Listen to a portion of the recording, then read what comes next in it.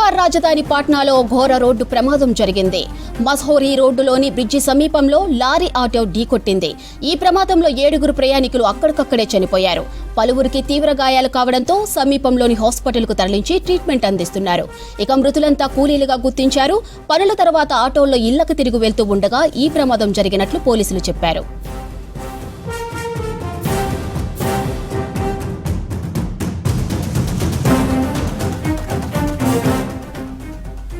బీహార్ రాజధాని పాట్నాలో ఘోర రోడ్డు ప్రమాదం జరిగింది. మసౌర్హీ రోడ్లోని నౌరా బ్రిడ్జి సమీపంలో లారీ ఆటో ఢీకొట్టింది. ఈ ప్రమాదంలో 7 ప్రయాణికులు అక్కడికక్కడే చనిపోయారు. ఇక పలువురికి తీవ్ర గాయాలు కావడంతో సమీపంలోని హాస్పిటల్కు తరలించి ట్రీట్మెంట్ అందిస్తున్నారు స్థానికులు.